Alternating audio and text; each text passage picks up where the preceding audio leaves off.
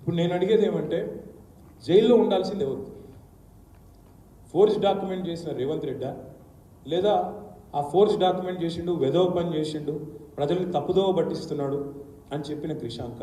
ఇది ఒక్కసారి తప్పకుండా మీరు ఆలోచించాలి, తెలంగాణ ప్రజలు కూడా ఆలోచించాలని చెప్పి నేను కోరుతా ఉన్నాను. ఇప్పుడు నేను చెప్పింది తప్పైతే, నేను చెప్పింది తప్పని ఒకవేళ రేవంత్ రెడ్డి కానీ ఉస్మానియా యూనివర్సిటీ వాళ్ళు కానీ రుజువు చేస్తే, ఇప్పుడు నేను పెట్టిన సర్క్యులర్లు కానీ ఈ డాక్యుమెంట్స్ కానీ ఆ వాట్సాప్ చాట్లు కానీ తప్పని రుజువు చేస్తే నేను చెంచల్గూడ జైలుకి నేను కూడా పోవడానికి రెడీ. కానీ ఒకవేళ నేను పెట్టింది రైట్ అయితే అదే చెంచల్గూడ జైలుకి ముఖ్యమంత్రిని పంపాలని చెప్పి నేను డిమాండ్ చేస్తాను. ఆ జడ్జి గారిని కూడా నేను కోరుతా ఉన్నా, ఈ విధవ పని చేసినందుకు ముఖ్యమంత్రి అయినా సరే చట్టానికి అతిథులు కాదు.